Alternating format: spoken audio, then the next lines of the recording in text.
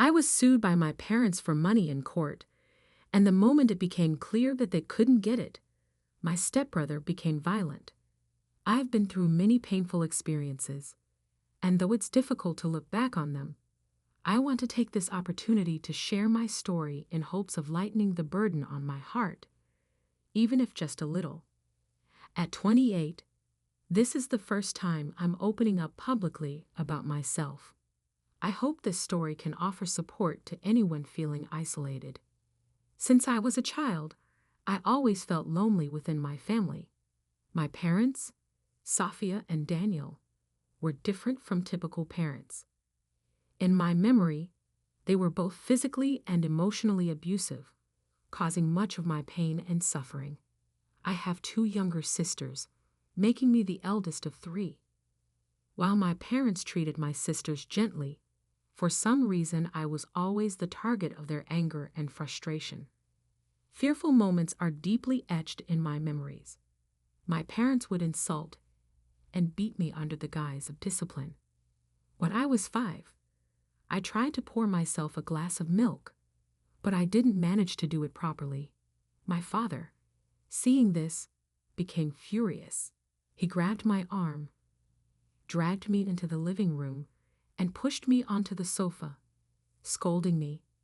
"How can you not even do something as simple as that?"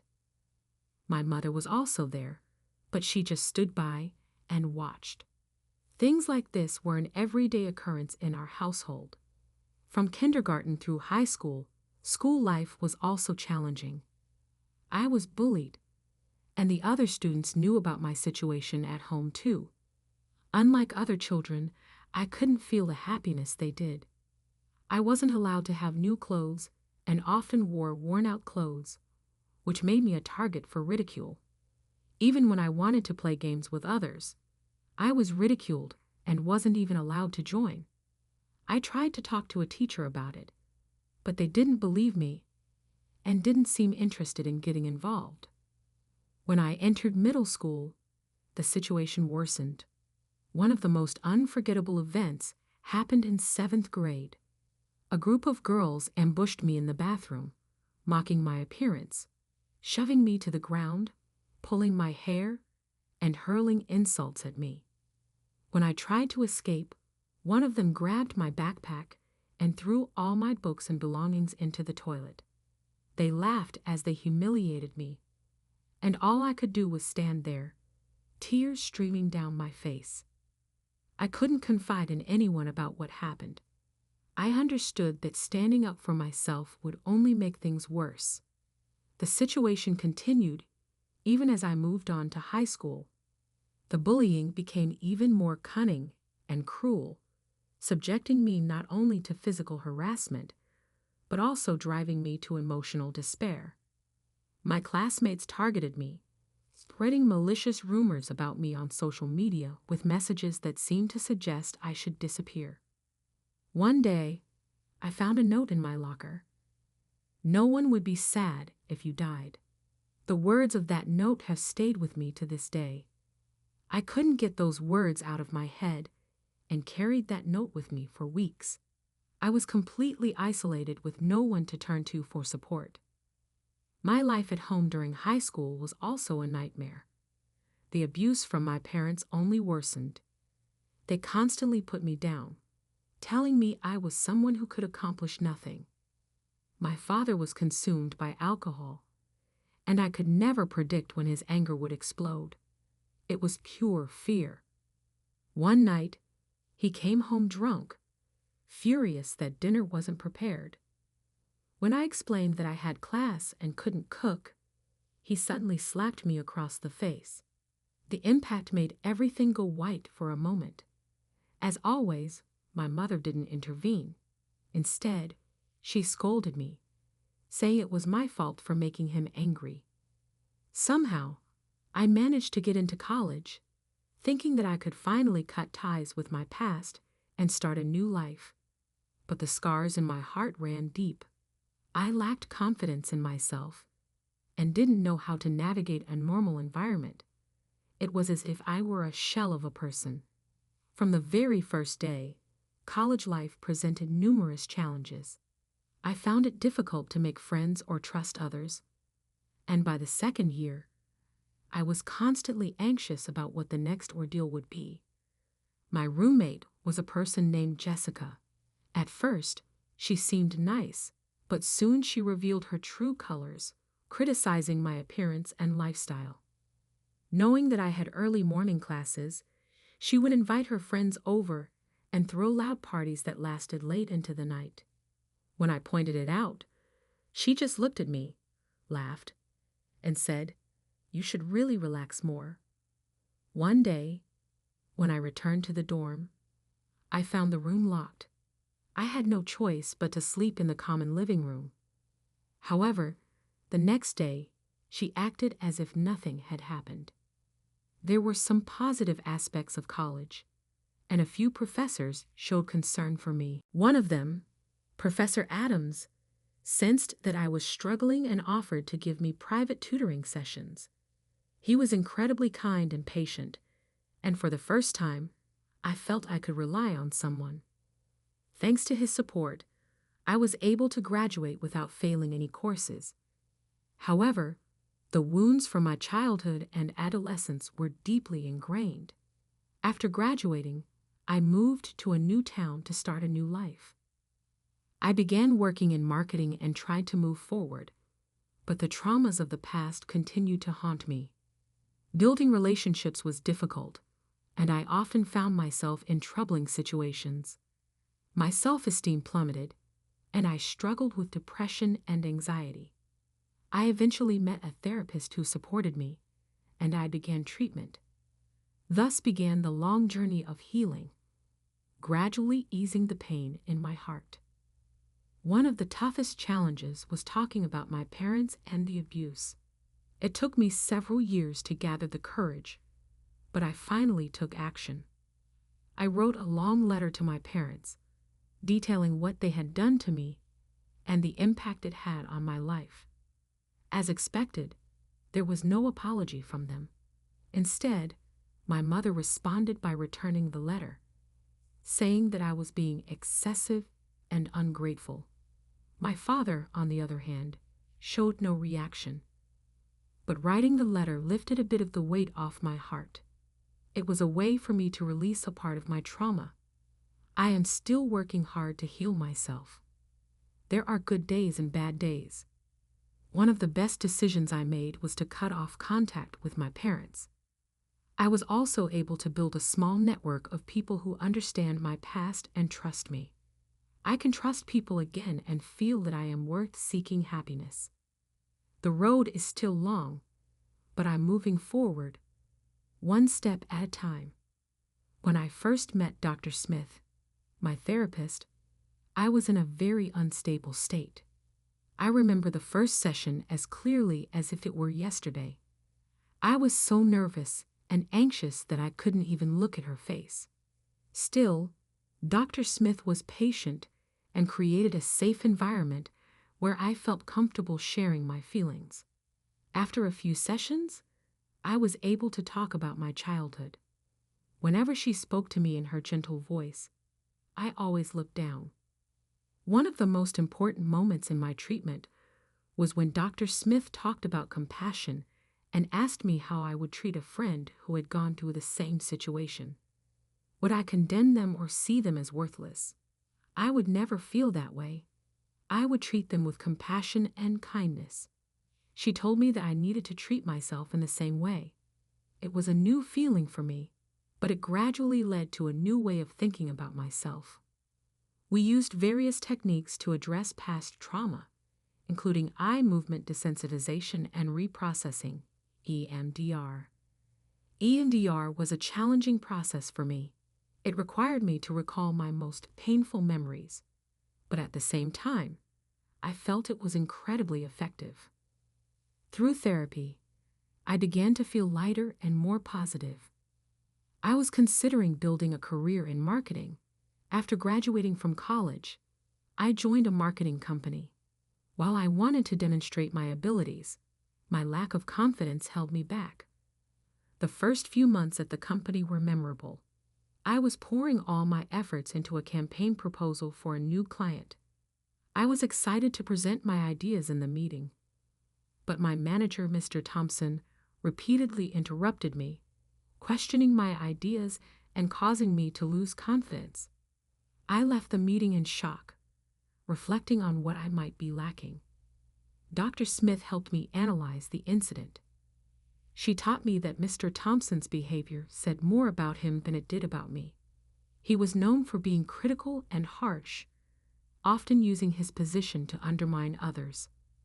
With her guidance, I was able to clearly present my ideas the next time, supporting my proposal with solid data and standing by my position, even in the face of opposition.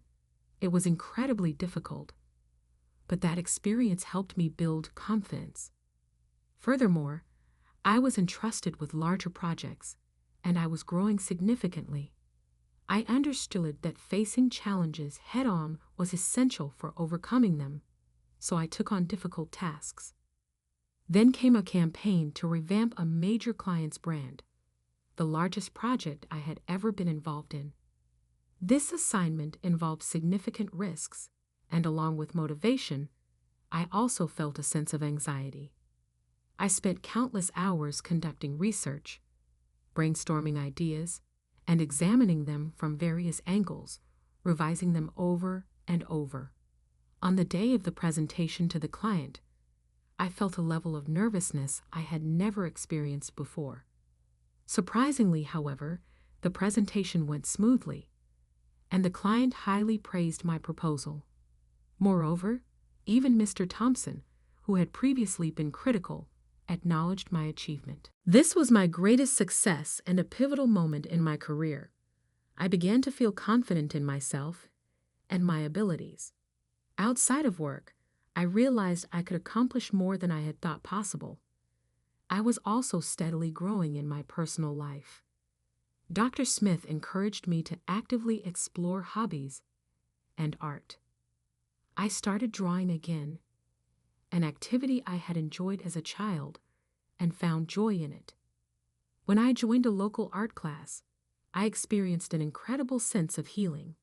It was a way to express myself beyond words and to transform my emotions into something beautiful.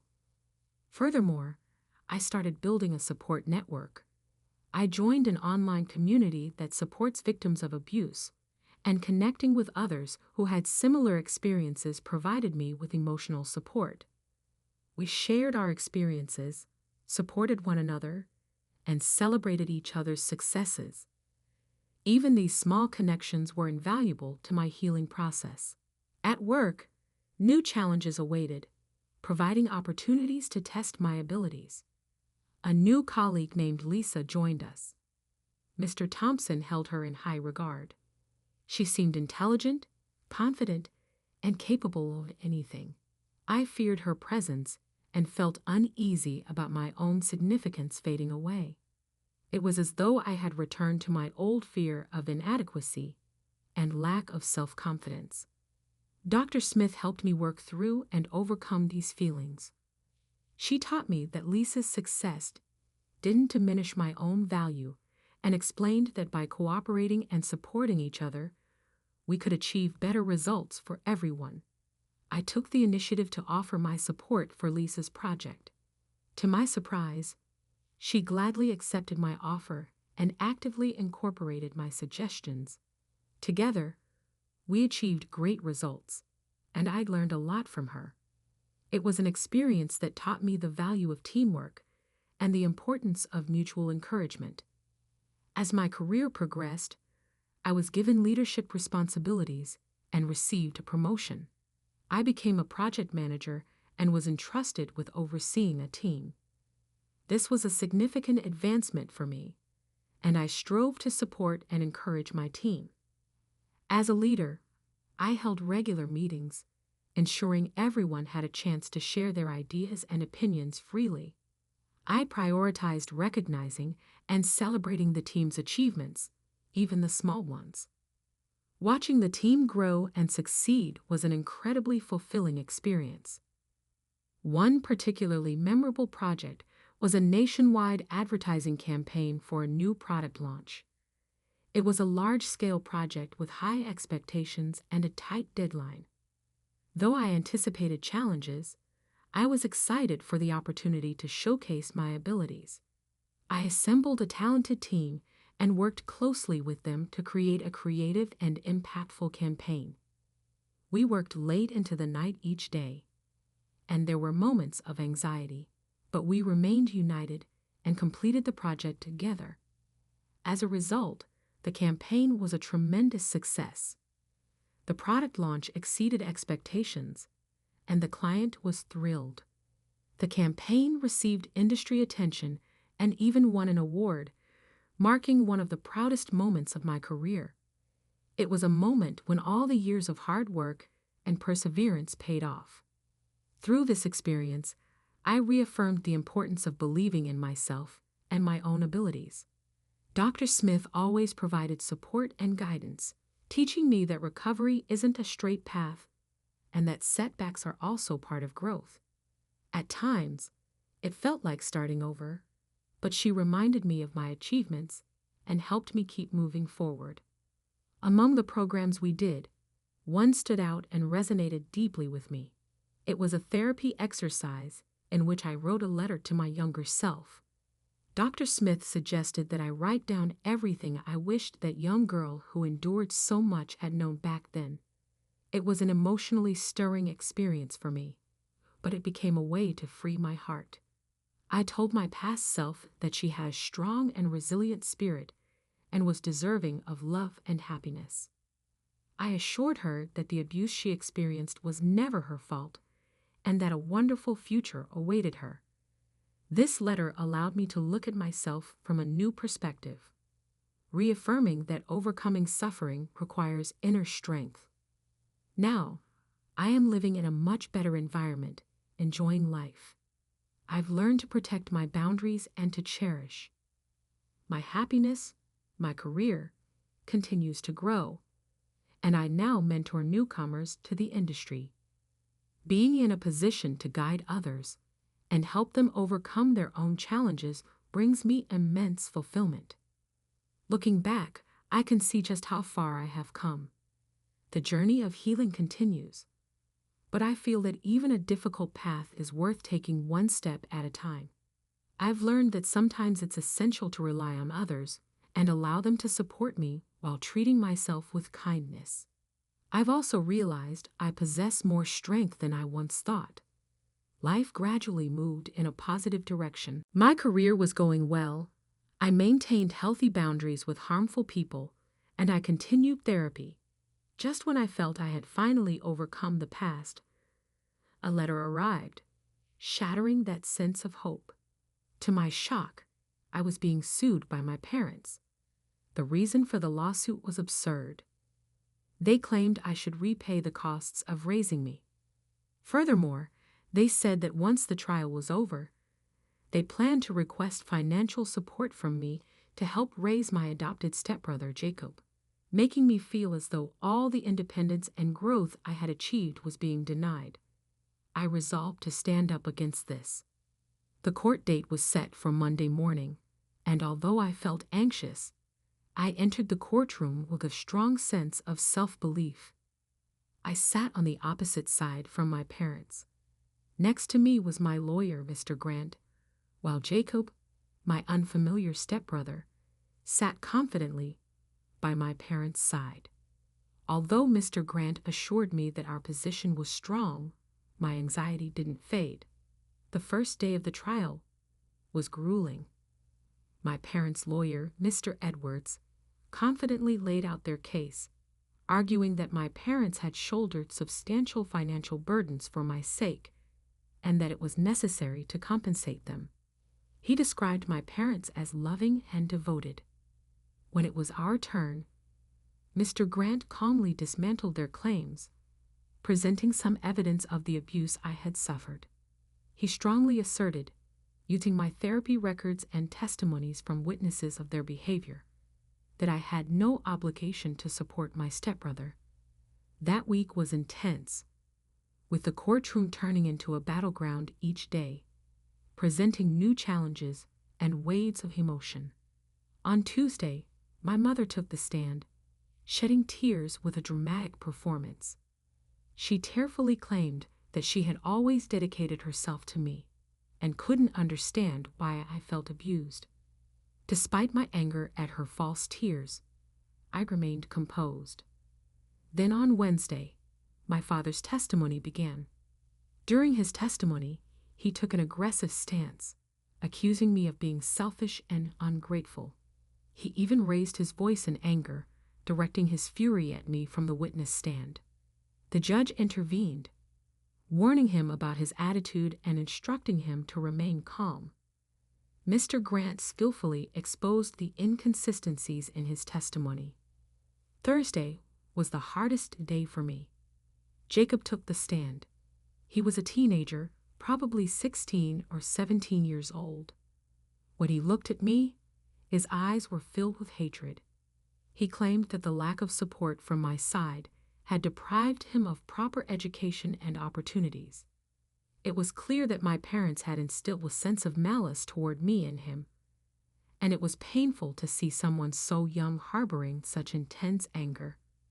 By Friday, I was utterly exhausted, but I took the stand with a sense of determination. The composed and supportive Mr. Grant guided me through my testimony, helping me speak about the abuse I had endured and the many years I had been manipulated. I explained the trauma from my past and the steps I had taken to overcome it. At that moment, I noticed the jury. They were listening intently, and some of them were visibly moved by my story. The weekend passed quickly with preparations and tension, leading up to the final day of the trial. It was clear that Monday would be crucial for us. Mr. Grant and I meticulously prepared, ready to address any statements Mr. Edwards might make. When Monday arrived, the courtroom was filled with a palpable sense of tension. Mr. Edwards gave his closing argument, strongly asserting that my parents were the victims. In response, Mr. Grant delivered a powerful speech, reminding the jury of the abuse I had endured and emphasizing that my parents bore responsibility for it. During this, my parents remained silent. A long period passed, and the jury left the courtroom to deliberate. Each tick of the clock heightened the unbearable tension. As time weighed heavily on us, eventually the jury returned, and the verdict was finally delivered. I had won. An overwhelming sense of relief filled my heart, and I realized that I had triumphed before my parents. As the judge announced the verdict, I felt a weight lift from my shoulders. At that very moment, an unexpected event occurred. Jacob, who had shown uncontrollable anger throughout the trial, suddenly ran toward me. He was holding a baseball bat. The courtroom erupted in chaos, and someone screamed. He swung the bat at me. I managed to dodge, but the bat grazed my arm, sending a sharp pain through me. The security guards forcefully restrained Jacob, pinning him to the ground as he screamed in a fit of rage. The courtroom was in turmoil, with people trying to grasp what had just happened. Amid the confusion, Mr. Grant and the security guards quickly escorted me out of the courtroom. Once outside, my heart was pounding, and it took a moment to regain my composure. The adrenaline was still surging through my body, and a dull pain lingered in the arm where the bat had struck. Mr. Grant promptly arranged for an ambulance, and I was taken to the hospital for evaluation. Fortunately, the injury wasn't severe, but the incident was a shocking experience for me. Jacob's outburst only worsened the situation, and my parents claimed it was my fault for intentionally provoking him, trying to dismiss his actions as nothing more than childish tantrums, hoping to turn the incident to their advantage.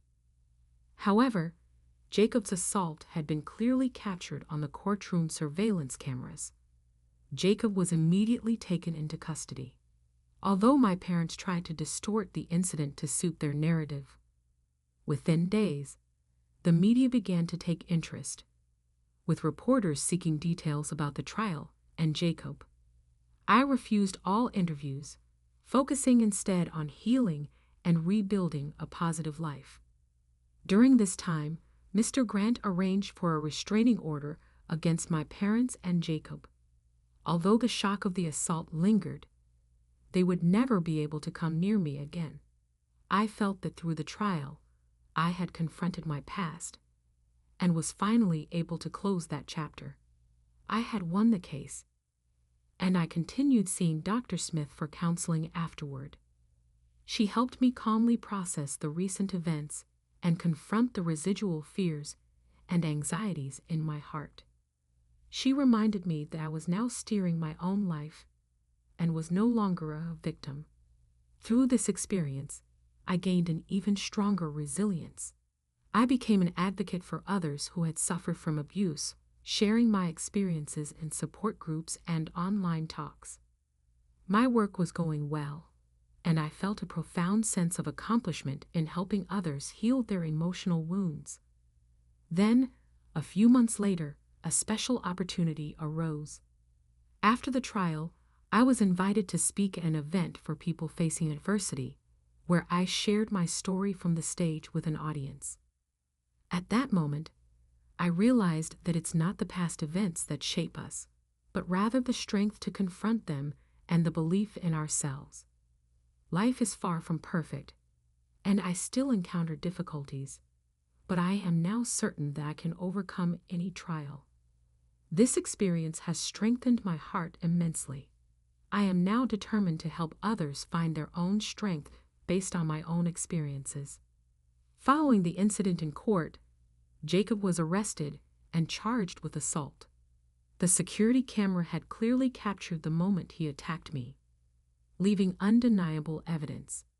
The trial proceeded quickly, and given his age and the severity of the assault, a guilty verdict was reached. As a result, he was sent to a juvenile detention center. The judge determined that Jacob's deep-seated issues stemmed from the influence of our parents and mandated therapy for him. The impact of Jacob's actions reverberated through the entire family. Child Protective Services, CPS, stepped in and began a detailed investigation into whether my parents were fit to raise children. The abuse I had suffered, as well as the lack of proper support and environment provided to Jacob, came to light, exposing the harsh realities of the household. CPS concluded that my parents were unfit to continue parenting and decided to revoke their legal guardianship rights. Jacob entered a rehabilitation program in the juvenile center, and the other foster children in my parents' care were also removed for their protection. This unexpected development stirred many emotions within me. I felt that the time had finally come for my parents to face the consequences of their actions, and I felt validated in my position. At the same time, it was painful to witness the severe impact my parents had on Jacob. I hoped he would find healing amid the turmoil and discover a path to a brighter future through therapy. I found my own healing. Dr. Smith, my therapist, became a reliable source of support as I coped with the aftermath of the trial and the assault. She encouraged me to focus on the positive changes in my life and to build a future rather than being held back by the past. Thanks to her, I began opening my heart to new relationships. Though I had once been cautious with others, I realized that connection with people was essential to the healing process. It was around this time that I met John. We were introduced through a mutual friend at a dinner party. He was gentle, humorous, and incredibly kind, and we quickly became close, forming a deep bond. We shared a similar passion for art and travel. I had never felt such a profound connection with someone before. Our friendship soon evolved into something deeper, and we began dating. However, our relationship also faced its challenges. I opened up to John about my past. He trusted me to an astonishing degree, yet I sometimes still felt anxious and worried. Trusting someone wasn't easy for me, and there were times when I felt overwhelmed by my insecurities. But he was always patient, consistently willing to talk things through, to understand me, easing my anxieties. Around 6 months into our relationship, an unforgettable moment occurred. We had planned a short weekend trip to a mountain cabin, intending to unwind and relax away from everyday life. However, on the first night, I had a nightmare about being attacked in the courtroom. I woke up in terror, and John rushed over to me. As I panicked, he held me gently as I cried, comforting me by saying, "It's okay. I'm here with you." At that moment, I realized my feelings for him were unwavering. I knew he was more than just a partner. He was someone who genuinely cherished me and would always be there to support me. I began envisioning a future with John. We shared our dreams and goals and discovered that we held the same values. As our relationship reached its 1-year mark, John planned a date reminiscent of our first, ending with a proposal. Our engagement period was filled with days of excitement for the future. We held a warm wedding, surrounded by close friends and family.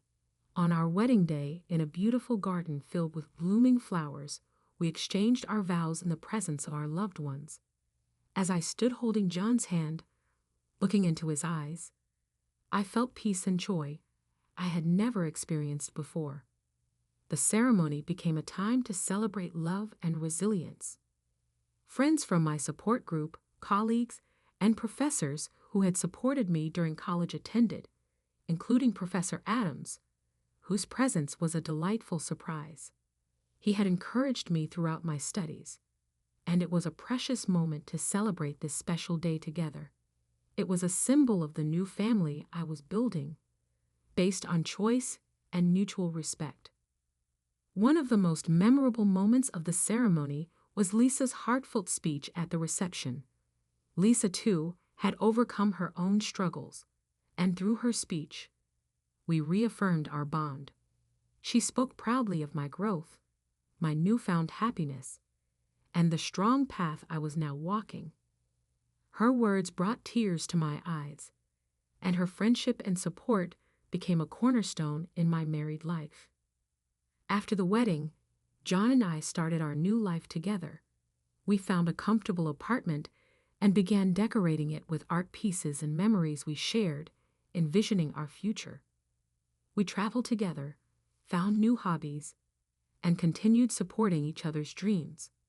John encouraged me to pursue art more seriously, which led me to pick up my paintbrush again. I even held a small solo exhibition locally. It was a significant step for me. Work was going well, too, and I was promoted to a senior position as a new project manager. My responsibilities increased, but I was eager to take on new challenges. One of the largest projects I led was a marketing campaign for a nonprofit organization focused on mental health awareness. This project held special meaning for me, and I poured my heart into it. The campaign was successful, raising awareness and funding for mental health services. It was incredibly fulfilling to know that my work had a positive impact on the world. As time passed, John and I began discussing expanding our family and made the decision to adopt a child. We both wanted to restore the love and support that each of us had once lost. The adoption process was long and sometimes frustrating, but it was worth every moment. We were finally united with a lovely little girl named Mia. The moment we welcomed her into our family was an irreplaceable, joyful experience for us. Mia brought so much happiness and light into our lives. Parenthood was a fresh and exciting challenge, and John and I continued to provide loving support, navigating the sleepless nights and the joys and sorrows of Mia's growth together. In doing so, we were able to break the cycle of abuse and neglect we had experienced, providing her with a nurturing environment. Her smiles and curiosity constantly remind me of the new life I've built from my past experiences. I continued attending therapy with Dr. Smith, remaining a steadfast source of support. She became an essential figure in helping me balance work and parenting, sharing strategies to navigate life's ups and downs. Her guidance was invaluable to me, and without her support, I wouldn't have come this far. Looking back, I see how I've grown, from a frightened child living in fear of abuse to someone confident, surrounded by a loving family. I never imagined my life would turn out this way. Though there remains a bit of the old pain, it has become part of my story, a symbol of healing, resilience, and hope for the future.